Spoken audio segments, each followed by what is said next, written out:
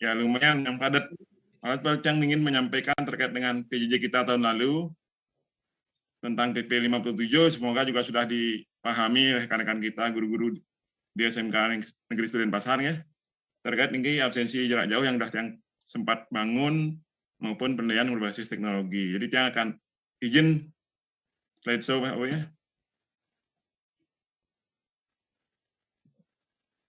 Terkait dengan review kurikulum kita, jadi SMK Instrumental mengambil tema penyelarasan KTSP ya bersama Hiduka ya.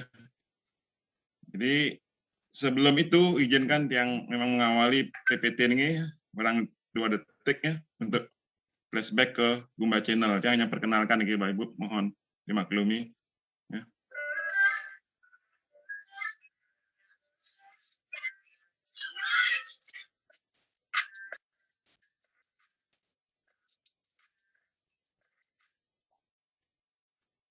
Oke, jangan perkenalan diri lanjutnya karena sudah pernah kita berkenalan 6 bulan lalu kalau nggak salah ya, pada bulan Januari yang lalu Bapak Ibu, yang saya ingat diundang oleh rekan-rekan SMK Negeri Denpasar terkait dengan pemanfaatan teknologi informasi dalam menunjang PJJ kita yang masih berlangsung hingga tahun pelajaran 2021-2022 niki Bapak Ibu. Jadi tetap semangat di tengah pandemi, tetap jaga kesehatan dan jangan lupa protokol kesehatan. Mudah-mudahan pandemi ini segera lalu, sehingga harapan Bapak Ibu guru, harapan masyarakat, peserta didik, orang tua, khususnya di SMK, jadi dari 13 SMK binaan kami, yang menjadi keluh utama adalah bagaimana kita memberikan kompetensi, keterampilan kepada peserta didik kalau menggunakan PJJ, jadi akan sangat sulit tentunya. Hanya beberapa kompetensi yang barangkali bisa dilaksanakan secara PJJ. Jadi yang mulai dengan review sedikit Pak Bu ya. Apa itu review? Ini mengingatkan Bapak Ibu guru kalian ya. Kita akan mengambil konsepnya Pak Menteri ya, Merdeka Belajar. Jadi yang mulai dari M, Bu, mulai dari diri sendiri. Bisa tampak Pak Ibu? Masih ya, Bu Desa? Iya, bisa. Masih ya? Oke. Pengembangan KTSP tahun pelajaran 2021-2022 disampaikan pada kegiatan review KTSP SMK binaan di Kota Denpasar dan Kabupaten Bandung. Yang ambil ini untuk seluruh sekolah, Bu. Tidak khusus di SMK Denpasar begitu, Pak ya. Karena ini adalah sama konsep kita menggunakan panduan penyusunan KTSP. Sebelum kita masuk, Pak Bu, ini yang ada sedikit link, Pak Bu. Pak Bu, bagi yang di rumah boleh barcode scan-nya yang di scanner atau bisa diketik jajak pendapat IHT ini. Jadi kita berbagi dulu, Pak Bu, berkolaborasi dulu, barang 5 menit ini, Pak Bu. Silahkan. Yang beri waktu kepada Bapak Ibu sekalian peserta IHT untuk berpartisipasi. Berpartisipasi seperti harapan Pak Kadis tadi di saat pembukaan, jangan sampai Bapak Ibu terlena di rumah ya. Jadi kita interaktif sedikit, gitu Pak Ibu. Interaktif sedikit terkait dengan kegiatan IHT kita pada hari ini.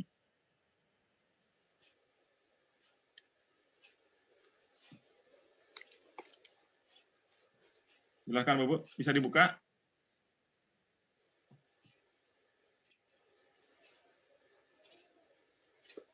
Kalau sudah yang klik link ya.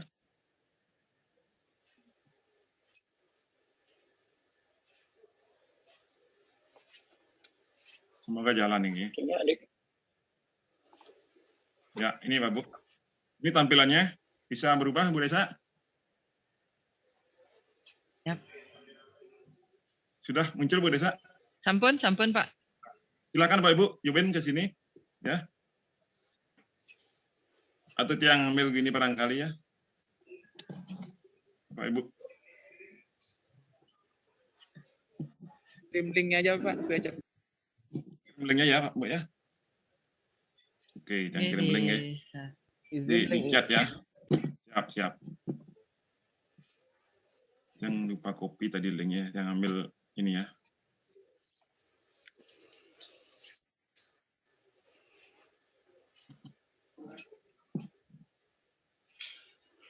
Yang pakai untuk mengcompile link Bapak ya. Nah ini. Akan copy.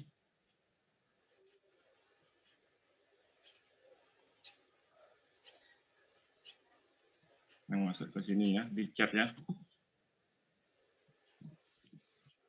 Silakan Bapak, di chat, kolom chat sudah yang masukkan linknya, silakan diklik Pak Ibu.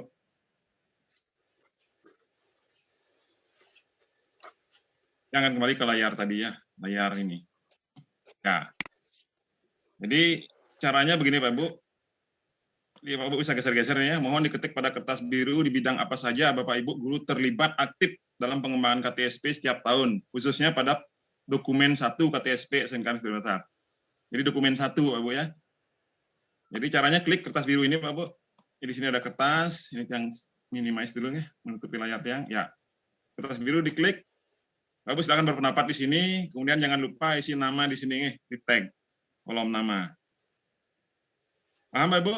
Mohon maaf, ini kita sharing aja Bapak Ibu. Bukan mengajari, apalagi senior. Setelah itu diposting Bapak Ibu. Jadi misalnya sini ya, misalnya perumusan visi misi sekolah, misalnya. Terus pendidikan. Ini silakan di tag siapa yang mau berpendapat ini, Bumba Channel, post. Itu Ibu. Setelah selesai ini akan menindahi. Bapak tolong digeser, ditatur dengan tata rapi. Yang pertama tentunya paling atas sebelah kiri, kelompok biru ya. Kemudian di pin, dipasang permanen. Begitu Bapak. Bisa ya?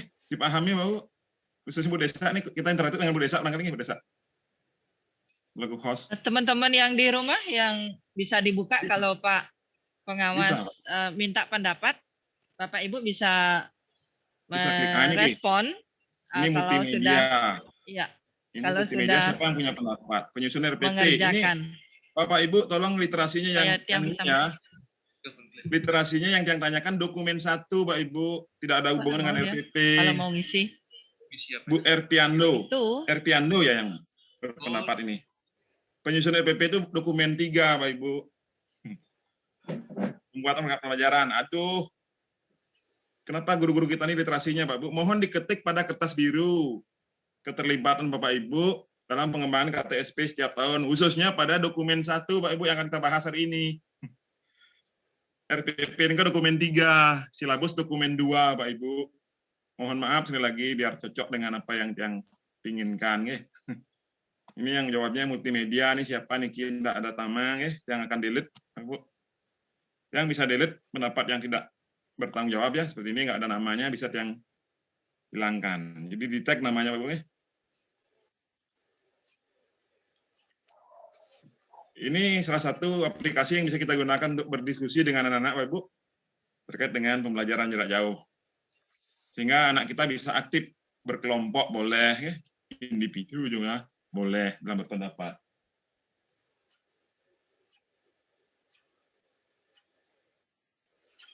Bu, ini Bapak atau Ibu Erpiando ini tanpa komentar ya. Ini yang ada ini tanpa nama.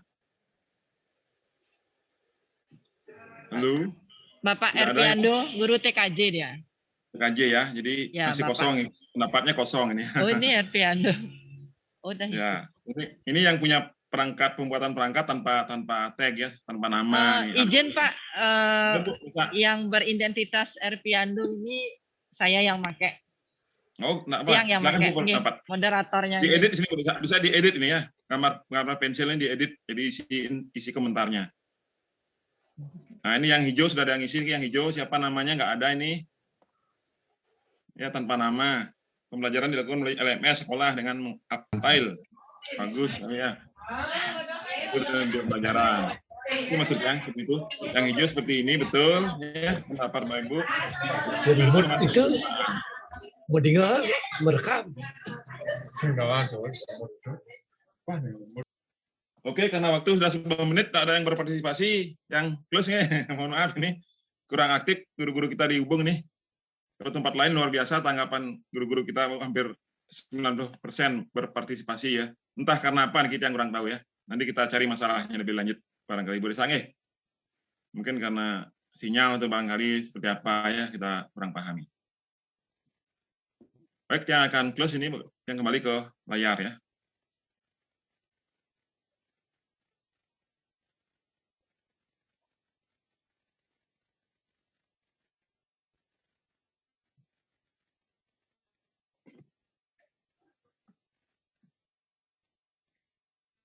Sudah berubah Bu Desa?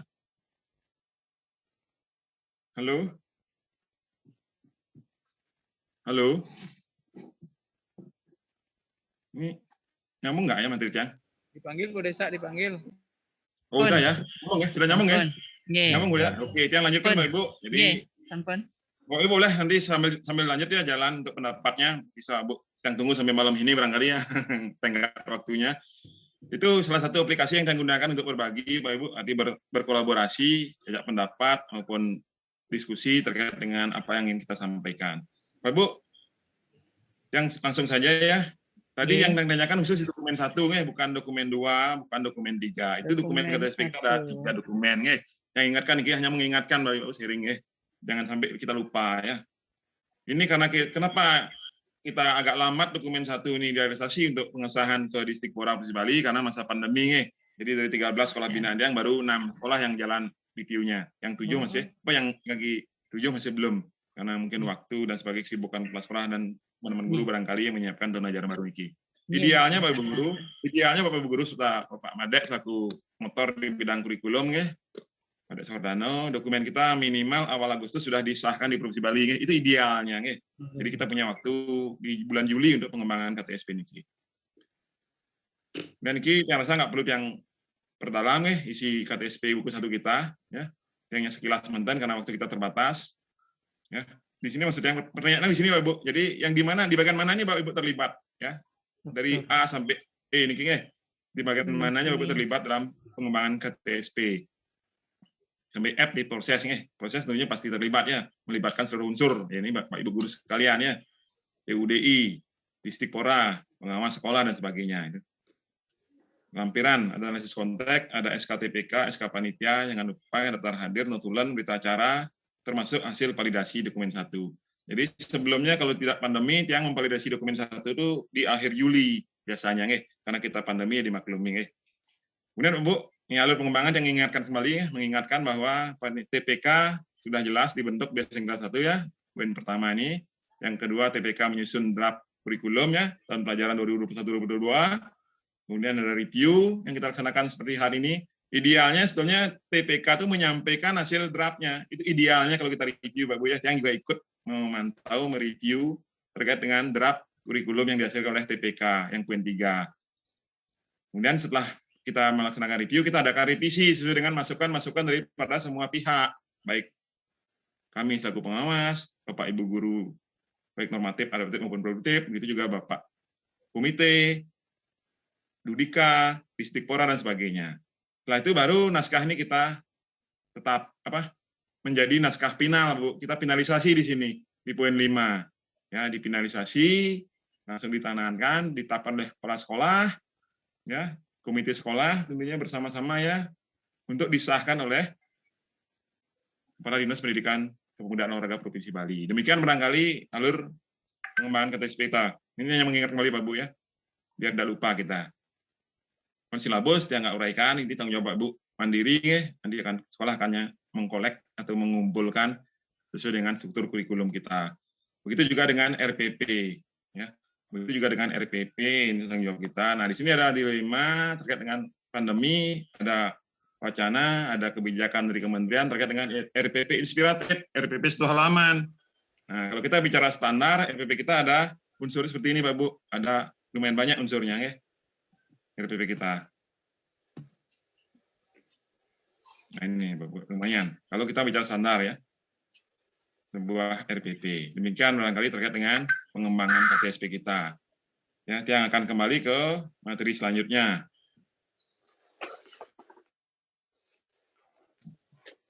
Terkait dengan penyelarasan kurikulum ya, yang sedikit kita akan ramai ya, banyak sedikit mantan nih karena waktu kita terbatas. Penyelarasan kurikulum, Mbak Bu. Jadi yang ingin dapatkan materi terkait dengan pengembangan SMK rujukan. Ya. Jadi betul apa yang disampaikan Pak Kepala Sekolah tadi ya, Bapak Kepala Dinas, bahwa SMK tidak bisa berdiri sendiri. Betul sekali, sejak dulu dia masih ingat, zamannya tiang STM Satu Denpasar ya, tahun 85, kita sudah bermitra dengan DDI kan, kami selaku peserta didik itu sudah melaksanakan praktek kerja lapangan zaman itu yang masih ingat sekali berpraktek 3 bulan di negara ya, Sahduren, bersama CP yang menangani operasi. Saya kan menjelaskan Pak Bu, betul sekali Pak Bu, sudah tepat ini vokal kurikulum beserta timnya ya merancang penyelarasan kurikulum terkait dengan pengembangan KTSP tahun pelajaran 2021-2022 ya. Itu melibatkan seluruh unsur sesuai dengan kompetensi yang dilaksanakan di SMK ya. Ada 11 kompetensi kalau nggak salah ya. Pak Ibu, ini yang mengutip pernyataan Charles ya, bahwa pendidikan kejuruan akan menjadi efisien bila pembelajarannya dalam hal ini peserta didik dilatih dengan cara yang mengimitasi atau mereplikasi lingkungan kerja semirip mungkin dengan yang terjadi di tempat kerjaan yang sebenarnya. Betul. Jadi kami selaku siswa STMM dulu kan diajarkan untuk praktek kerja lapangan. Jadi betul-betul mengerjakan kompetensi yang ada di lapangan begitu dengan standar kompetensi industri tentunya. Kemudian pembelajaran pada pendidikan kejuruan juga dapat efektif jika pelatihan dilakukan dengan cara yang sama seperti di dunia kerja, termasuk penggunaan peralatan dan mesin. Ini terkait dengan ya kelas industri barangkali ya. Jadi kalau Bapak Ibu SMK Studen Basal mau merujuk SMK yang sudah berbasis industri itu yang sempat kunjungi beberapa SMK yang ada di Kudus Jawa Tengah ya, karena itu sponsornya adalah Jarum Kudus. Itu luar biasa memang sarana prasarananya.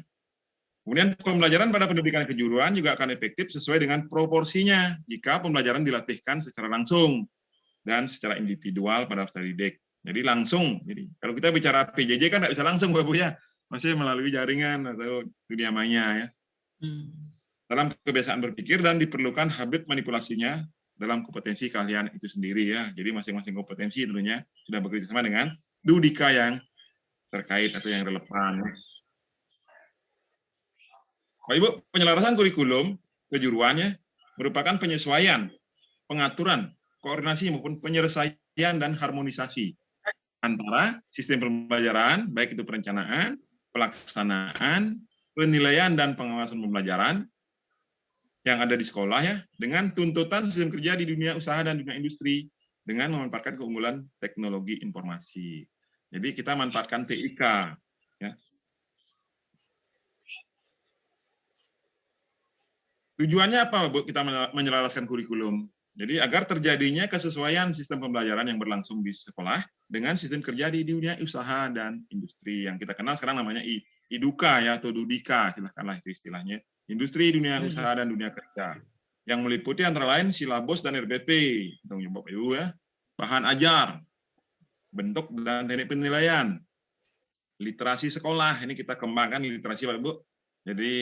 Jadi kita biasakan meningkatkan literasi ya dengan mencermati apa informasi, kemudian kita tindak lanjuti sesuai dengan informasi yang ada, termasuk di dunia digital sekarang ya, di medsos banyak sekali komentar. Jadi kan yang masih ingat yang mendapatkan buku dari lembaga yang menangani teknologi ya, ini motonya luar biasa menarik ini ya, things before you share. Jadi things before you share, jangan sedikit-sedikit kita share ke ya luas sebelum kita cermati gitu ya. Kemudian penguatan pendidikan karakter juga penting Pak Bu. Ya walaupun di tengah pandemi di masa PJJ ini Pak Bu, pendidikan karakter juga tetap kita sisipkan dalam setiap pembelajaran. Minimal Pak Bu menyapa anak-anak kita ya, membiasakan disiplinnya, tanggung jawabnya dan sebagainya nih kan dengan 18 karakter yang kita kembangkan di pendidikan karakter nih. Kemudian yang tidak kalah penting adalah mengimplementasikan revolusi industri 4.0. Jadi kita bicara 4.0 ya tentunya SMK Studen Basal sudah sangat siap ya sebagai sekolah teknologi yang tua barangkali di Bali ya. Kemudian pengembangan web sekolah ini juga yang sudah aku ya punya web, punya channel ya, YouTube dan sebagainya ya. Jadi guru-guru juga tadi berpendapat bahwa memasukkan materi ajar, video pembelajaran kepada learning management system yang dibangun di SMK Studen Basal. Memang betul Pak Bu, yang selaku pengawas sekolah berdasarkan hasil pemantauan pelaksanaan pembelajaran jarak jauh di 13 sekolah binaan yang tempoh hari kita lakukan, itu masih banyak sekolah-sekolah yang belum memanfaatkan learning management system LMS untuk mengelola pembelajaran jarak jauhnya. Bahkan yang nanti yang sampaikan barangkali sedikit ya, kalau ada waktu. Pak Bu, alur pengembangan atau penyelarasan kurikulum kita dimulai dari analisis prosedur produksi dan budaya industri. Jadi kita wajib menganalisisnya 1A nih Pak Bu ya. Di analisis prosedur produksi dan budaya industri. Kemudian yang 1B-nya analisis kurikulum dan budaya sekolah. Jadi ini dua-duanya kita lakukan di pertama kali ya. Sehingga dihasilkanlah KD. Halo, ada yang nggak mute yang keringnya. Halo, yang 2A KD hasil penyelarasan. Jadi kita mendapatkan KD penyelarasan. Jadi KD yang disyaratkan oleh kementerian itu kan sifatnya standar, Bapak ya, standar minimal. Kita bisa selaraskan sesuaikan dengan kebutuhan Dudika tentunya ya. Kemudian menghasilkan juga budaya industri di sekolah kita. Yang selanjutnya kita akan menghasilkan dokumen pembelajaran. Ya. 3B ini pembentukan sikap di intrakurikulum. Jadi yang walaupun kita PJJ ya, yang sesuai dengan struktur kurikulum kita ya, 50 JP per minggu nih ke pembentukan sikap di ekstrakurikuler ya, dan penguatan tata tertib sekolah.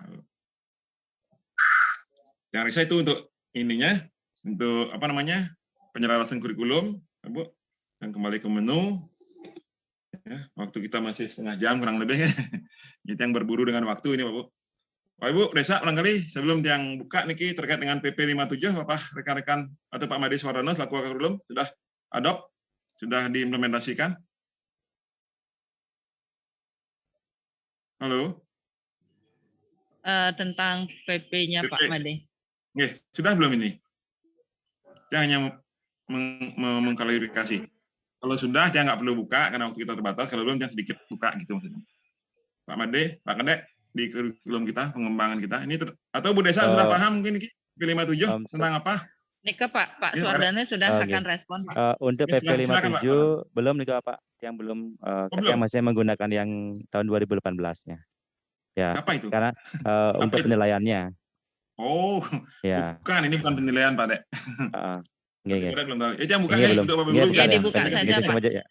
Ya sedikit yang buka kalau gitu ya, karena belum, kalau sudah dia nggak buka gitu maksudnya, biar nggak mubazir. Inilah salah satu pembelajaran yang apa ya, merdeka belajarnya Bapak ya.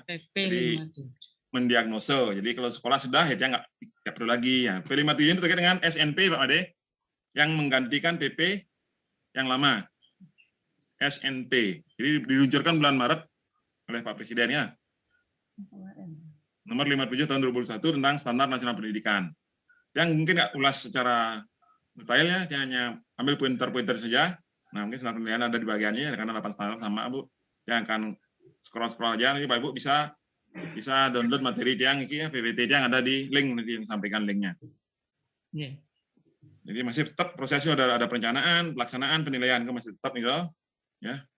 Yang poin yang berubah barangkali Pak Ibu ya, yang sampaikan.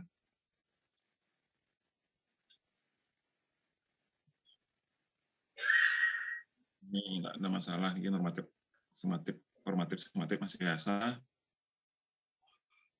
Nah ini Pak Bu, ini yang berubah di PP baru Pak Bu ya. Pasal 30, pengawasan kegiatan pendidikan sebagaimana dimaksud dalam pasal 7 merupakan kegiatan pemantauan, supervisi serta evaluasi secara berkala dan berkesinambungan. Kemudian ayat 2-nya, pengawasan kegiatan pendidikan sebagaimana dimaksud pada ayat 1 bertujuan untuk memastikan pelaksanaan pendidikan yang transparan dan akuntabel, serta peningkatan kualitas proses dan hasil belajar secara berkelanjutan. Yang ayat 3 nih yang terpenting, Pak Bu.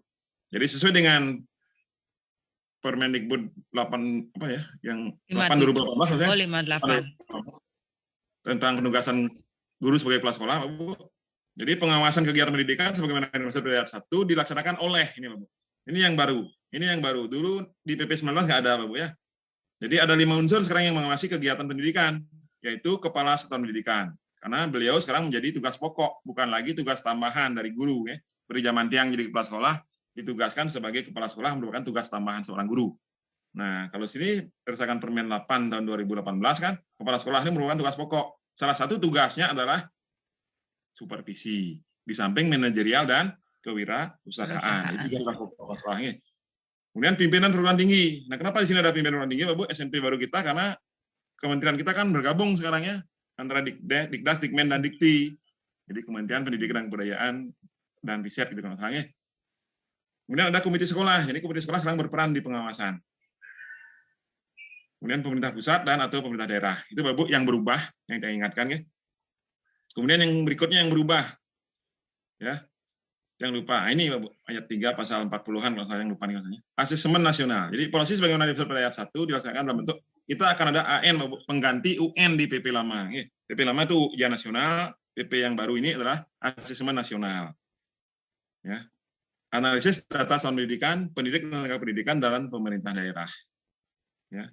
Apa peran ASN ini, Bapak? Akan mengukur kompetensi peserta didik, ya, kualitas pembelajaran, kualitas pengelolaan satuan pendidikan, dan faktor-faktor yang mempengaruhi kualitas pembelajaran dan kualitas proses pengelolaan pendidikan. Kemudian asesmen nasional, sebagaimana dimaksud pada ayat 4, dilaksanakan pada satuan pendidikan jenjang Dikdas, Dikmen maupun formal. Pendidikan kesetaraan juga, yang tiada lain digunakan hasilnya untuk menetapkan profil satuan pendidikan, profil program pendidikan kesetaraan, dan profil pendidikan daerah. Nah ini Bapak, jadi kemarin juga di satu sekolah, jadi wakil kurikulumnya masih mengacu kepada Niki, Permen 19 tahun 2005. Padahal pasal 57 di PP baru ini, Bapak, bukan Permen, PP 19 tahun 2005, tentang SNP, yang sebagaimana sudah pernah dirubah 2 kali, yang terbaru di tahun 2015 kemarin, yang menyediakan yang menyatakan UN bukan menjadi penentu kelulusan kalau nggak salah, ini kalau nggak salah, ya. Ini sudah dinyatakan dicabut dan tidak berlaku, Pak Ibu. Jadi PP 19 kita sudah tidak pakai lagi. Jadi sekolah yang masih berpedoman itu harus ditinjau kembali. Jadi ada kemarin yang saat review masih menggunakan PP yang lama.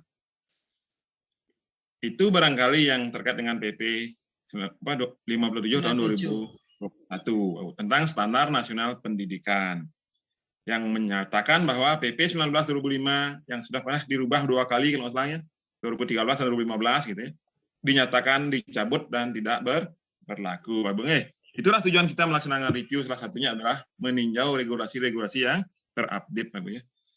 Nah, ini sedikit curhat, ini sedikit yang kutip yang lama, Bu. Yang lama kan PP 19 tahun 2005, masih ingat Pak Bu ya, tentang SMP kita. Di pasal 39 bunyinya pengawasan pada pendidikan formal dilakukan oleh pengawas satuan pendidikan. Jadi kami selaku pengawas satuan pendidikan, Pak Ibu. Ini kriteria nggak perlu. Jadi sekarang sudah nggak melibatkan pengawas satuan pendidikan.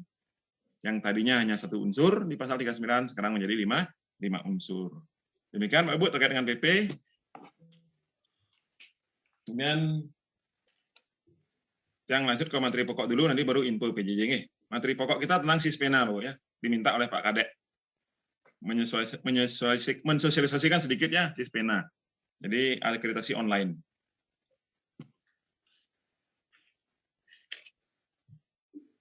Sudah Bu Desa, ganti layar? Sampun. Ya, betul ya. Jadi Pak Ibu Guru yang di sekolah maupun yang di rumah ya, terkait dengan akreditasi, yang sempat juga komunikasi dengan Pak Kadek kemarin bahwa sertifikat akreditasi kita sudah menjelang ini ya, sudah memasuki tahun terakhir ya. Januari sebetulnya. Bahkan Januari sebetulnya ya. Maka yang ingatkan Pak Kadek kemarin untuk bersurat kepada BAN Sekolah Menengah Provinsi Bali ya. Sudah bersurat ke BAN sehingga kita tidak salah gitu Pak ya. Kita mengingatkan BAN bahwa proses reakreditasi wajib dilakukan di sekolah. Jadi terkait dengan model baru akreditasi Pak Bu, di mana BAN sudah melonceng ya sistem akreditasi sejak 2018 kalau nggak salah ya, dengan Sispenanya ya. Sispenanya, sistem penilaian akreditasi sekolah, yang menggunakan sekarang terbaru adalah dokumen IASP nanti Pak ya. Instrumen akreditasi satuan pendidikan yang berbasis Dapodik ya Bapak ya. Izin Bapak sedikit untuk akreditasi ini. BAN itu merupakan BAN sekolah madrasah, kita sebut sekarang BAN SM Provinsi Bali ya. Jadi namanya kalau dulu kan BAP, sekarang namanya BAN SM Provinsi Bali. Lembaga yang mandiri, profesional dan terpercaya dan terbuka. Melaksanakan penilaian kelayakan sekolah madrasah tugasnya. Kemudian tujuannya penjaminan mutu pendidikan. Kenapa? Karena salah satunya di sana adalah adanya instrumen terkait dengan standar ya, nasional pendidikan. Ya. Kemudian bentuknya berupa sertifikat pengakuan dan peringkat kelayakan. Dasar hukumnya sudah jelas Bapak ya, tentang pembentukan BAN ya, baik BAN SM, PAUDNI maupun PNF ya, pendidikan non formal. Itu berdasarkan Permendikbud 13 tahun 2018. Yang saat itu juga dia meluncurkan Sispena ya. Kemudian Undang-Undang 12 tahun 2003 tentang Sisdiknas yang di awal sebetulnya munculnya belakangan. Keputusan Mendikbud tentang kriteria dan perangkat agresi pendidikan dasar menengah yang baru. Jadi dia juga ingatkan banyak sekolah juga mesti menggunakan peringkat atau kriteria yang lama.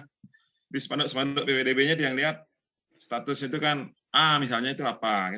Kan yang baru sekarang dengan PP Permendikbud 1005 ya 1005 P 2020. Jadi kalau A itu predikatnya kategorinya adalah unggul sekarang. Kalau dulu kan amat baik, Bapak ya. Jadi ada sekolah masih menyantumkan amat baik, padahal sudah berubah dengan predikat atau kriteria unggul, gitu, Bapak ya. Nah, perubahan mendasar ya sistem agresi yang baru, Bapak ya, dari complaint based menjadi performance based, Bapak ya. Performance based itu meliputi kegiatan ya, observasi, wawancara, telah dokumen dan angket Sispena.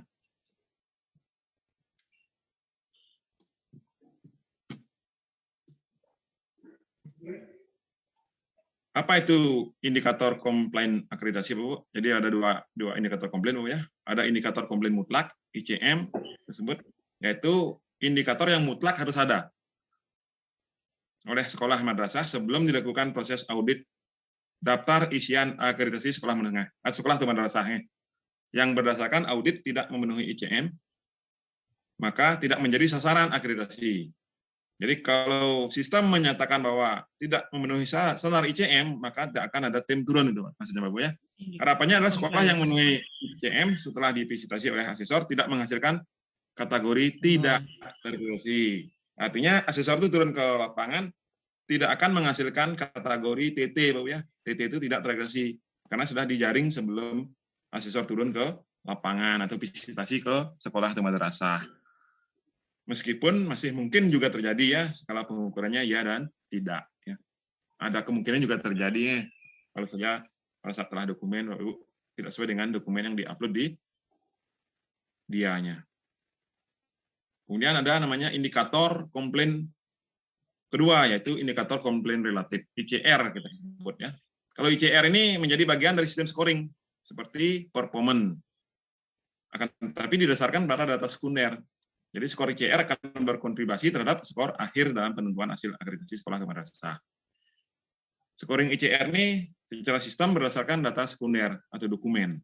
Skala menggunakan skala Likert ya 1, 2, dan 3, 4.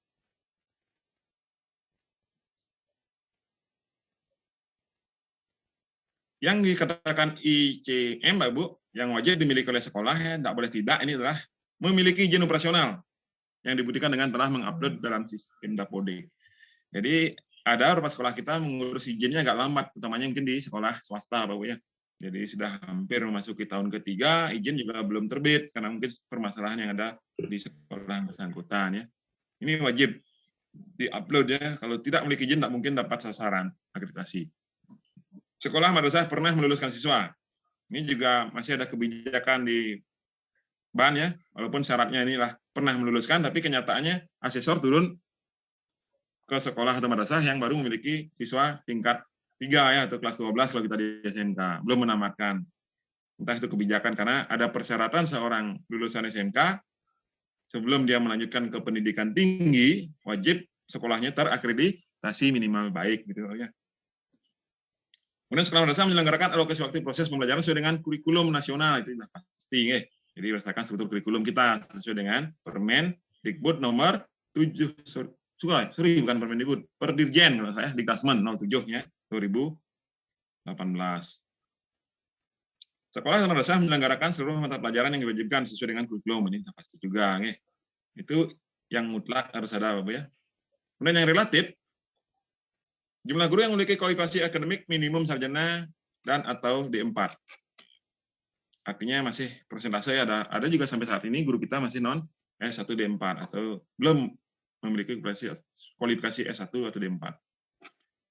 Kemudian jumlah guru yang memiliki sertifikat pendidik ini juga masih belum bisa mencapai angka 100% di semua sekolah secara sayang, termasuk di sekolah kita ya, di SMK di Denpasar. Kemudian jumlah guru yang mengajar sesuai dengan latar belakang pendidikannya. Jadi di SMK beberapa bidang keahlian ataupun kompetensi keahlian masih ada juga guru-guru kita mengajar mismatch ya, seperti Tiang dulu pernah ya. Jadi guru listek mengajar ke KPI di sekolah pertanian ya. Ini terjadi memang masih ada terjadi di Provinsi Bali. termasuk di sekolah binaan yang ada juga guru-guru kita di luar kompetensi keahliannya. Kemudian sekolah atau madrasah memiliki tenaga administrasi, kepala tenaga administrasi untuk SMP, MTS, SMA, SMK, maupun SLB yang memenuhi syarat sesuai dengan ketentuan. Nah, ini syarat ketentuan ini barangkali sertifikasinya berapa ya untuk tenaga atas itu. Kemudian sekolah memiliki kepala laboratorium. Kalau kita di SMK sudah biasa nih.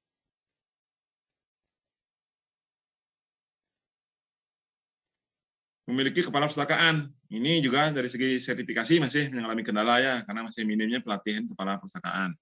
Ini juga kadang-kadang rendah masih guru sekolah kita ya, karena kepala perpustakaannya dari guru dan belum dilatih belum banyak ya sekolah kepala perpustakaannya dilatih untuk kompetensi sebagai kepala perpustakaan.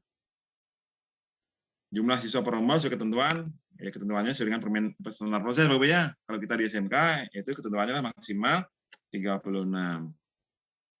Termasuk SMA ya. Bangunan memiliki instalasi listrik, ini sudah pasti ya. Memiliki ruangan penunjang yang cukup, mulai dari ruang kepala sekolah, ruang OSIS dan sebagainya. Itu ada belasan ruang penunjangnya, ya nggak apa betul ya. Kemudian sekolah madrasah memiliki jamban dengan rasio itu. Nah kalau kita dihubung mencakupi nggak rasio? Kalau siswa putri itu 1:30, kalau siswa putra 1:40. Nah, ini perlu kita juga pertimbangkan karena tadi yang sempat dengar arahan dari Pak Kepala Dinas kan terkait membludaknya animo masyarakat di tengah pandemi ini untuk masuk di SMK Negeri Studi Denpasar ya. Walaupun Pak Kadek menyampaikan laporan yang kemarin lewat panitia PPDB masih standar ya. PPDB kita ya 99,sekian% ya. Tapi kenyataannya sampai hari ini katanya lebih dari 100% daya tampung ya. Mudah-mudahan bisa diatur nih. Asal jangan sampai pagi sore ya. Kalau bisa setelah kita PTM. Nah, sumber informasi atau data yang digunakan untuk agresi Pak Ibu. Tidak, kalau tahun lalu kan sebelumnya kita mengacu pada visitasi saja ya. Jadi ada observasi, ada wawancara, ada fokus grup diskusi ya, ada angket, ada SISPENA, sistem penilaian akreditasi ya, jadi aplikasinya, dan pengecekan data di sekolah yang tidak ada dalam Dapodik. Ini Pak Bu, kalau dulu kita ngecek satu persatu ya semua dokumen. Yang sempat jadi asesor 2016-17 itu kita masih melakukan yang 6 ini ya. Seluruh dokumen yang Bapak Ibu analisis sesuai dengan EDS-nya kita cek. Kalau sekarang tidak. Pengecekan data di sekolah hanya dilakukan bagi yang belum ada di Dapodik. Kalau sudah ada tidak perlu dicek lagi gitu. Itu lebih ringan tugas panitia agresi sekolahnya. Karena sudah diupload. Indikator komplainnya ada Dapodik, ada puspendek, ada asesmen nanti, walaupun ini belum berlangsung ya, kita kan asesmen rencananya tahun ini ya, bulan September rencananya ya. Kemudian ada simpatika yang juga belum paham nih ya, terkait RKAM juga. Ini alurnya, yang saya nggak belum ya Pak Bu ya. Kemudian, nah Bapak untuk sekolah akan bekerja di sini, di poin 2 Pak Bu. Jadi akses yang digunakan adalah NPSN untuk masuk ke DIA, daftar isian akreditasi. Ya, upload dokumen dan input kartu kendali ada di sini. Jadi Bapak Ibu panitia di sekolah nanti yang telah dibentuk oleh kepala sekolah ya dalam penyiapan akreditasi kita itu bekerja di poin 2. Poin 3-nya asesor ya, poin 4-nya ban, poin 5 juga ban pusat ini ya. Ban di provinsi ini yang di pusat ya. Dan seterusnya masyarakat pun bisa mendapatkan hasil atau informasi dari akreditasi sekolah ya. Ini zaman keterbukaan sekarang ya Bapak ya. Jadi Bapak siapkan di sini ya. Dengan sudah memiliki IASP ya, Instrumen Akreditasi Satuan Pendidikan.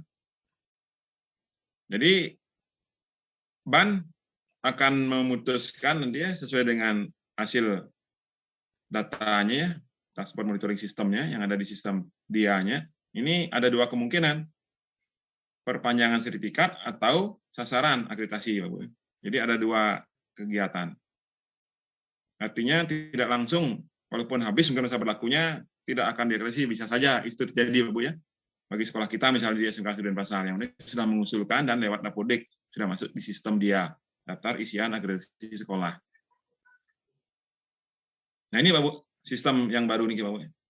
Yang poin pertama menyatakan bahwa akreditasi tidak harus dilakukan 5 tahun sekali untuk seluruh sekolah atau madrasah. Bila dashboard monitoring BAN SM bekerja dan hasilnya oke, maka sertifikat agresi sekolah madrasah diperpanjang, Bapak Ibu. Jadi sekali lagi kita menunggu, yang penting Bapak Ibu sudah mengisi dia ya di Dapodeknya, di sistem, ya, diupload datanya, kartu kenario diupload, jadi dashboardnya akan melihat, ya.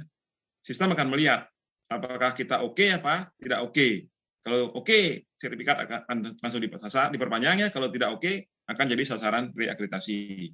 Apalagi ada laporan negatif dari masyarakat, Pak Ibu, terhadap sekolah kita ya. Kemudian yang kedua, akan dikembangkan sistem monitoring yang optimal untuk melakukan deteksi terhadap perkembangan atau perubahan kondisi sekolah madrasah selama beberapa tahun terakhir. Jadi tiap tahun dipantau nih, Pak Ibu ya. Ini sistem yang dibangun ya. Mudah-mudahan itu betul adanya nih ya. Data atau informasi dalam sistem monitoring dapat bersumber dari ini banyak data, Bapak ya. Kemudian berdasarkan sistem monitoring BAN untuk sekolah madrasah yang di pusat nih, Bapak ya, dapat menetapkan sasaran agresi dan otomatis perpanjangan sertifikatnya. Jadi menetapkan sasaran atau otomatis perpanjangan sertifikat. Hal ini lebih praktis, Bapak. Betul, Bapak. Apalagi di SMK zaman yang ada di asesor, kita mengakreditasinya per program keahlian. Luar biasa, kita dihubung ada beberapa program keahlian nih, kan? Ya. Listrik, otomotif, ya, audio video dan sebagainya nih, ya.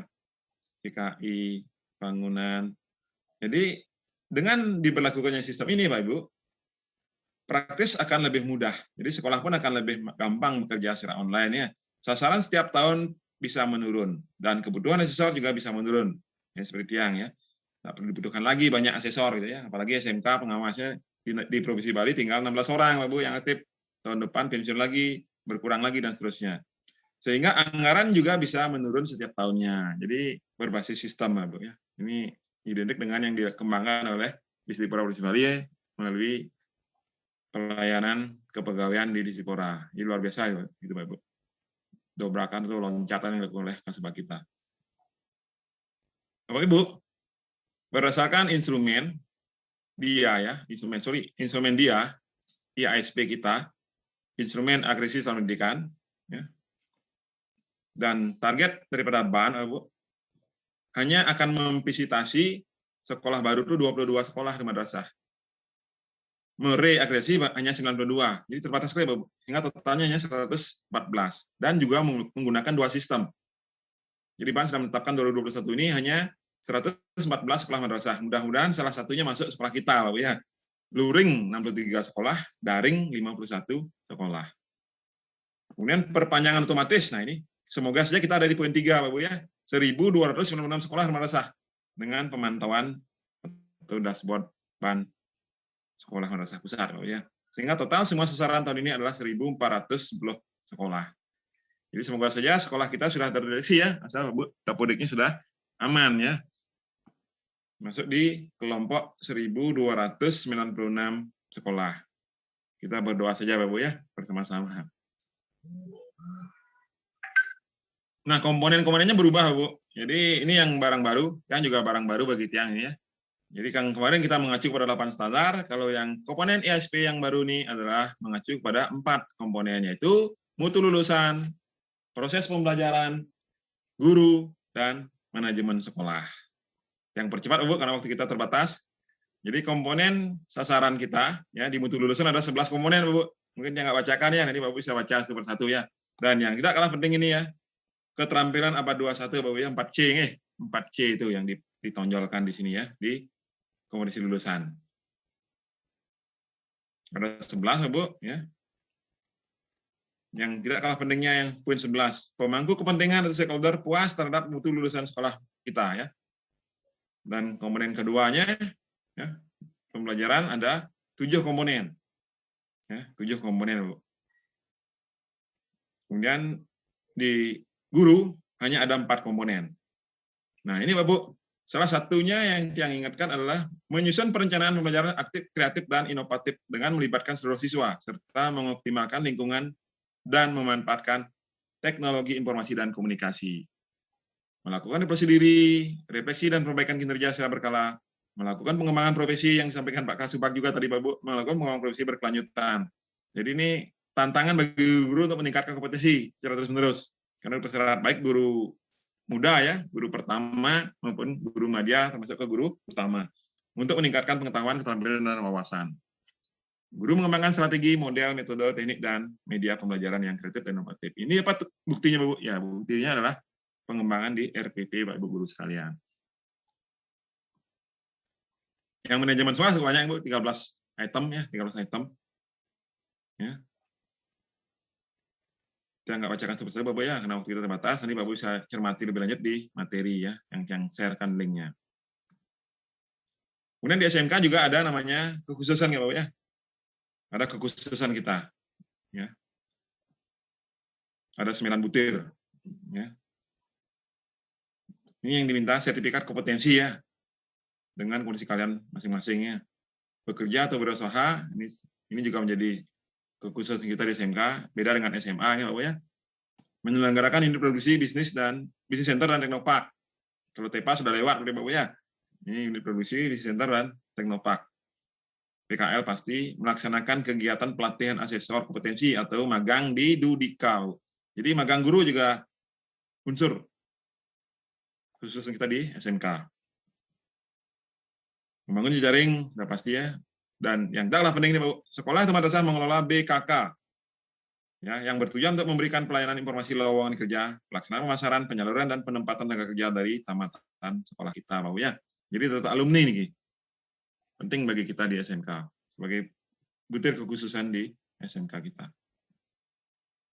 Pembobotan ini sistem Bapak, kita nggak usah pedulikan ya, dari empat kompetensi itu dibobotkan ya. 30%, 25%, 15%, 15 ya, yang 5% dari khusus nih. Ini butir dari rangkum Bu. Jadi tadi SMK ada 35 yang butir inti, 9 butir khusus. Totalnya menjadi 44 butir di ASP kita.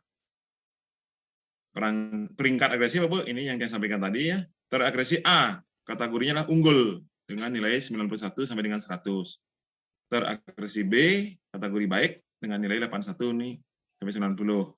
Dan teragresi C yang paling rendah itu dengan nilai 71 sampai dengan 80. Kemudian yang keempat, TT atau tidak teragresi kalau nilainya di bawah 71. Atau bahkan ada juga pun nilainya di atas 71 tapi komponen tertentu kalau yang dulu ya masih di bawah standar minimal. Itu mungkin nggak ada sekarang ya. Yang ada adalah di bawah 71 TT dia. Demikian Pak Ibu terkait dengan agresi online ya. Jadi waktu kita masih 10 menit Bapak Ibu ya. Waktu kita 10 menit, yang izin menyampaikan hasil pantauan dia Bapak Ibu ya terkait dengan PJJ dulu ya.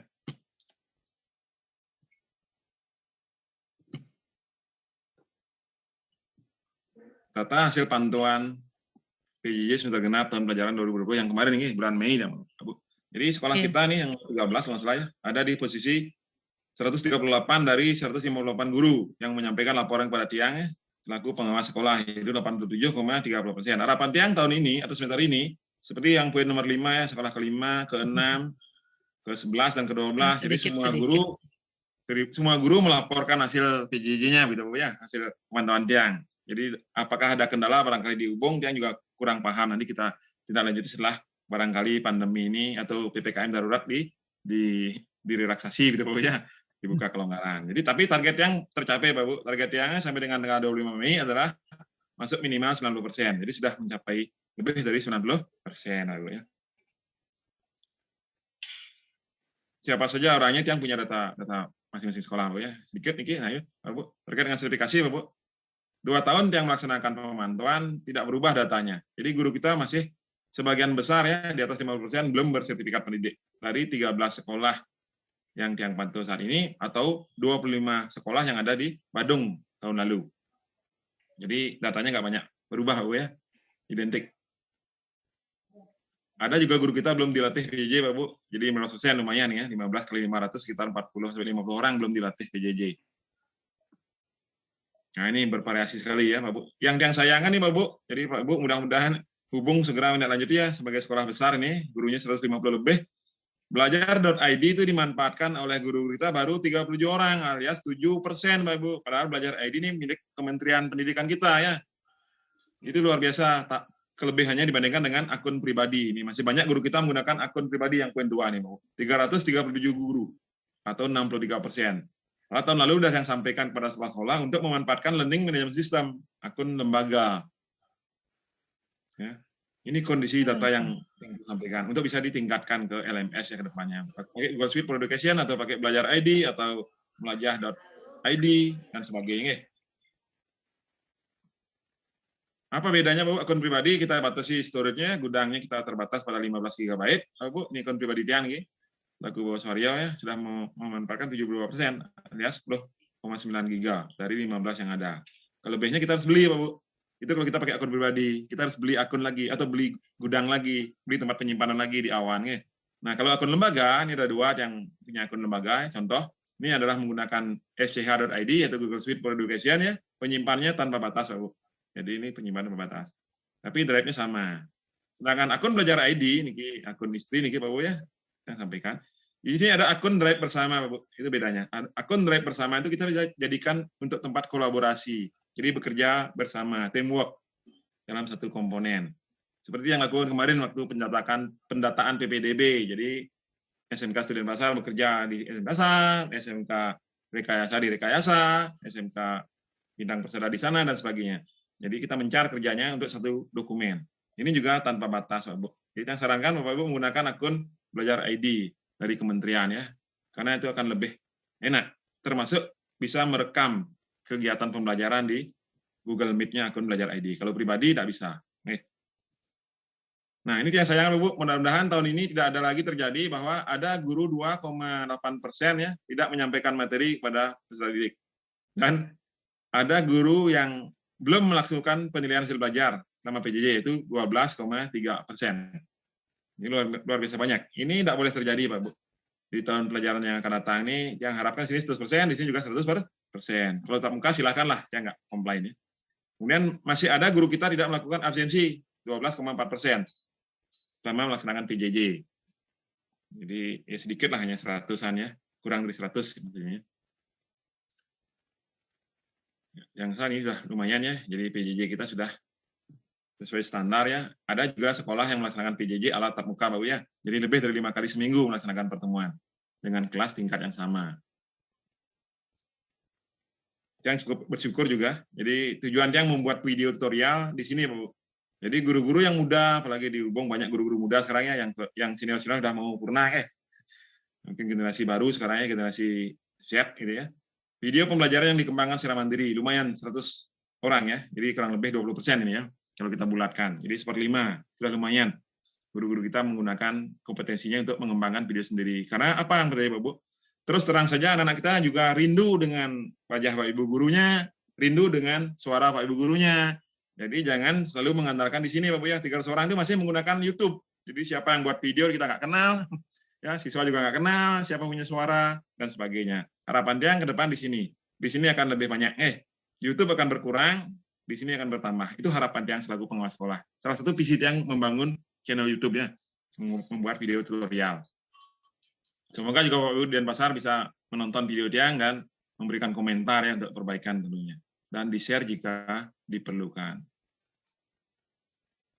Ini waktu kita masih dikit, Bapak ya, 5 menit lagi. Nah, ini Bapak. Ini yang tidak boleh terjadi di tahun pelajaran yang akan datang. Ini tahun lalu, oke lah, tahun lalu bisa. Absensi guru kita masih menggunakan absensi harian. Ya, masih menanyakan nama siswa, menanyakan kelas, menanyakan nomor absen. Nah, ini yang terjadi di kelas roomnya seperti ini, Bapak. Kenapa dia bisa tahu? Karena dia gabung di kelas guru, yang diundang sebagai guru tamu. Ya. Jadi setiap hari absen. Setiap pertemuan guru membuat absen. Tahun depan tidak boleh begini. Ya. PAT juga begitu. Baru kemarin ini PAT di akhir tahun ajaran, ya masih menanyakan nama siswa, nomor absen, baru mengerjakan soal.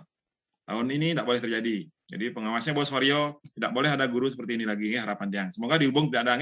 Semoga nih harapan yang di Ubung nggak ada. Ini guru yang binaannya juga begini masih tahun lalu, tahun ajaran lama. Tahun ajaran 2021-2022 kita betul-betul memanfaatkan TIK untuk membantu tugas-tugas kita. Nah itu barangkali Ibu ya. Ini sebetulnya belum habis nih ya. Oke, saya rasa itu Pak Bu terkait dengan materi. Walaupun yang punya lagi 2 yang bisa saya sampaikan ya, barangkali Pak Made bisa mencarikan waktu lagi ya kalau kita sudah tidak tidak sudah bisa tatap muka begitu ya, karena materi ini wajib tatap muka, yang nggak bisa sampaikan secara daring, karena kita ada action sedikit Bapak ya, ada prakteknya sedikit itu. Demikian dari Tiang yang kembalikan kepada Bu Desa untuk barangkali ada tanya jawab, barangkali 5 menit terakhir Bu Desa. Terima kasih atas Bapak Ibu, kurang lebihnya mohon dimaafkan. Ampun, sekali lagi konsep yang di sini adalah berbagi, bukan sebagai narasumber Pak Bu, yang berbagi nih. Silakan Bu Desa kalau ada terima kasih.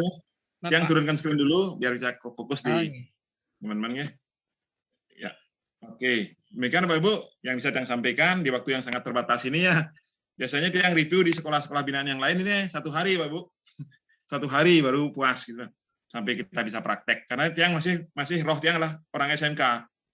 Jadi tanpa praktek kita belum maksimal gitu Bu Desa maupun Pak Kadek. Barangkali bisa dicarikan waktu nanti lebih untuk kita bisa lebih dekat dengan guru-guru kita, terutama guru-guru muda barangkali tidak ada masalah ya. Silakan kalau ada yang mau disampaikan. Terima kasih Pak Pengawas, Pak Prah, bahwa untuk teman-teman, Bapak Ibu yang mengikuti penjelasan beliau, informasi beliau, apakah masih ada yang didiskusikan? Silakan.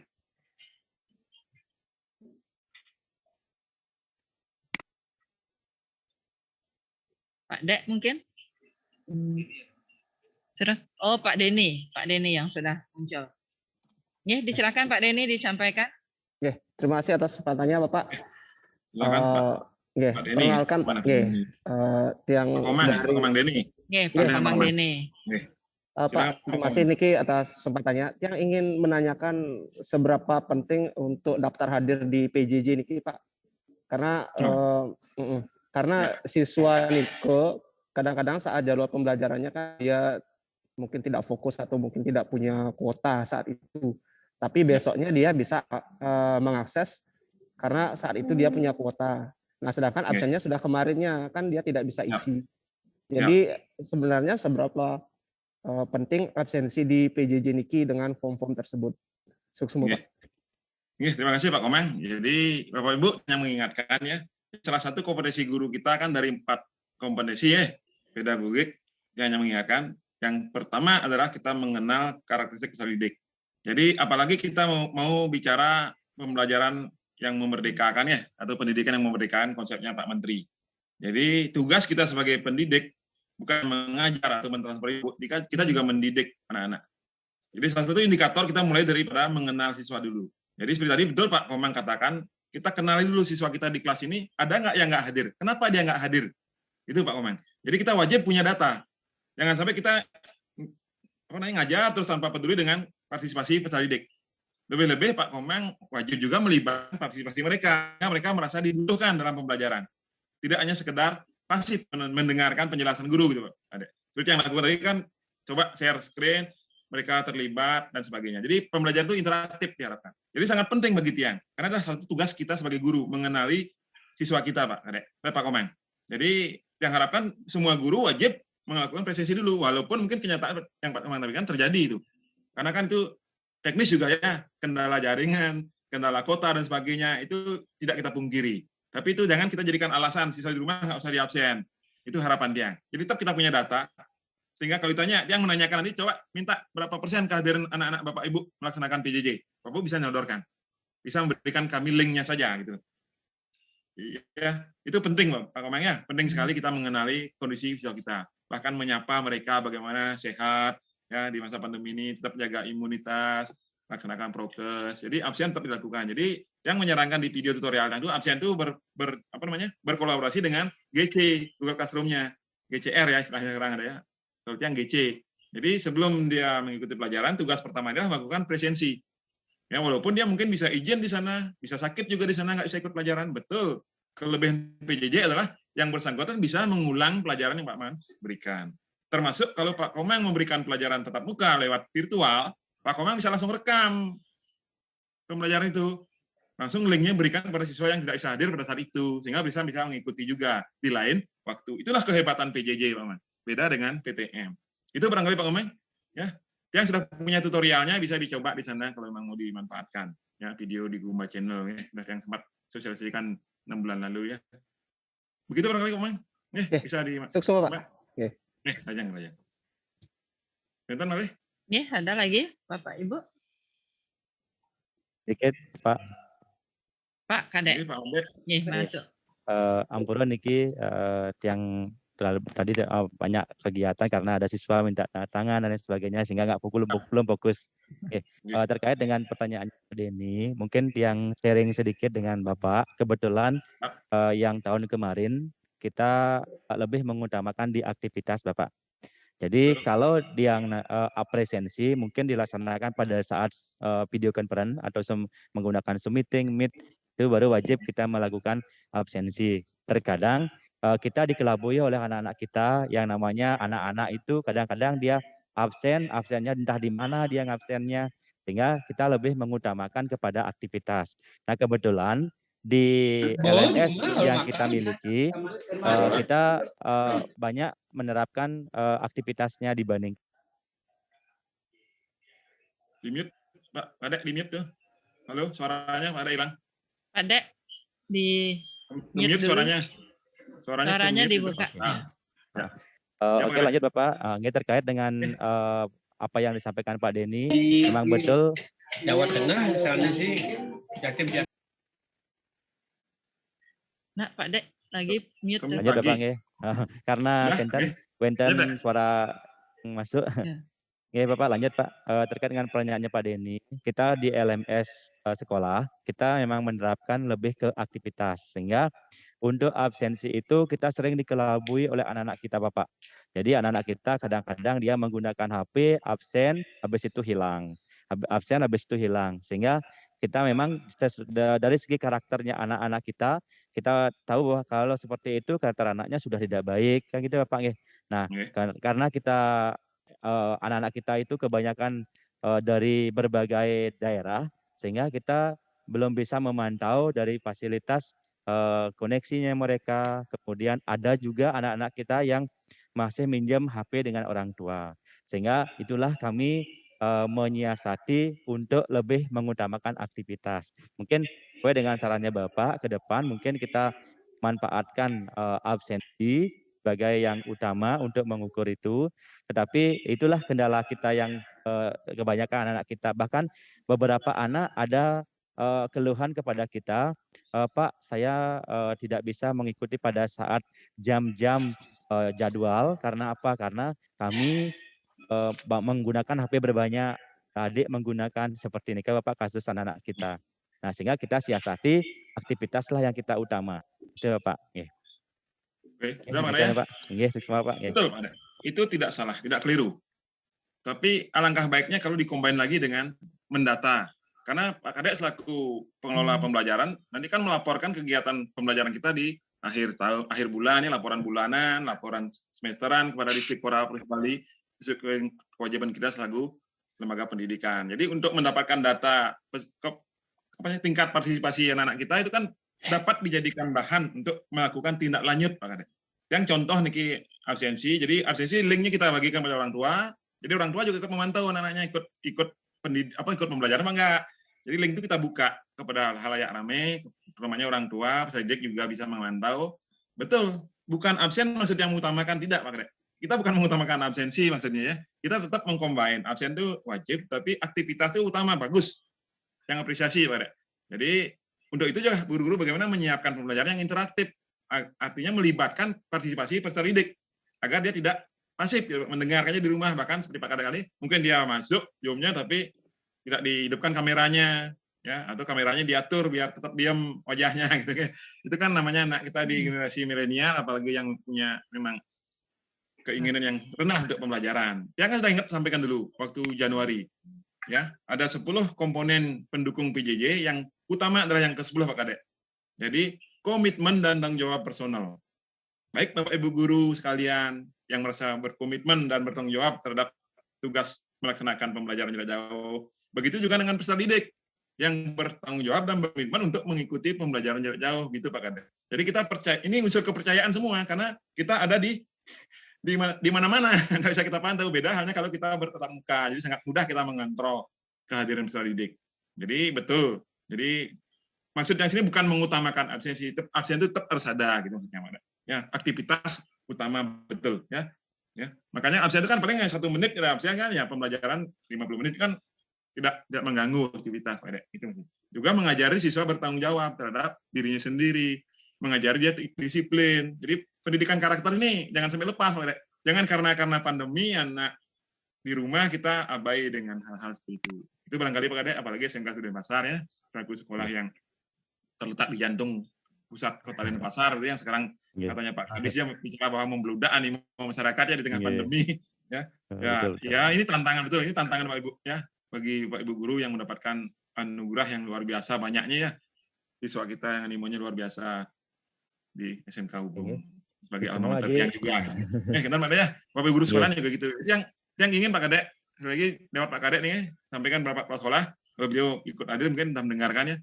Yang ingin ketemu juga dengan senior-senior Tiang ya, dengan rekan kerja Tiang, guru-guru kita, adik-adik dan sebagainya terkait dengan pemanfaatan TIK ini. Jadi mari kita berbagi. Jadi konsepnya adalah berbagi, tidak mengajarin Bapak Guru. Apa ke guru yang nanti dengan senior Tiang? Ampun nih. Carikan waktu kita ketemu sekali. Seandainya memang kita bisa melaksanakan tatap muka PPKM darurat relaksasi oleh pemerintah kita. Gitu Pak ya. Oke, semua Bapak atas masukannya. Kemudian mungkin Tiang sampaikan kebetulan di sekolah kita menggunakan 2 LMS. Yang satunya kita LMS sekolah yang berbasis Moodle dan satu lagi kita menggunakan Google Classroom.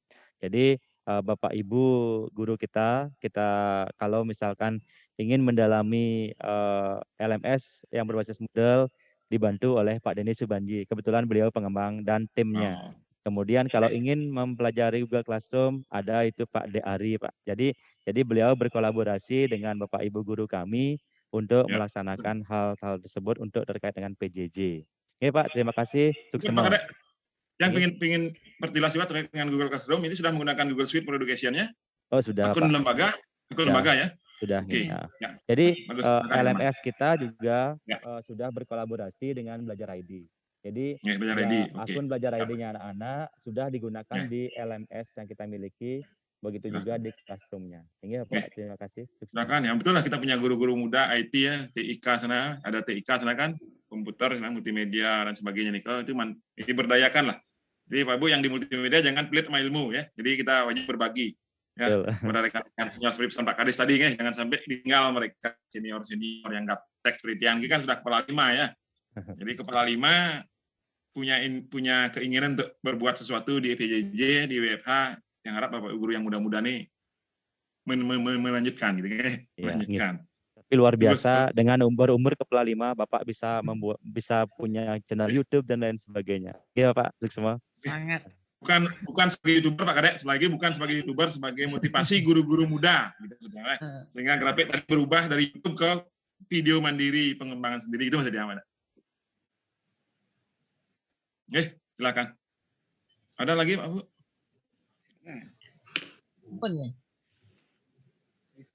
Tiang kira sudah cukup Bapak sesuai waktu, materinya juga sudah nanti bisa di-sharingkan.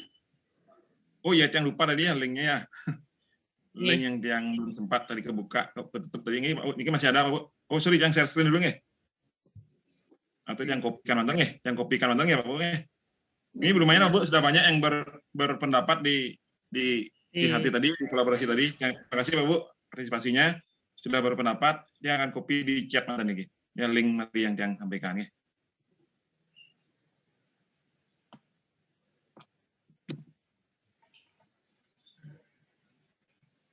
Yang masukkan di chat Pak Bu. Ya.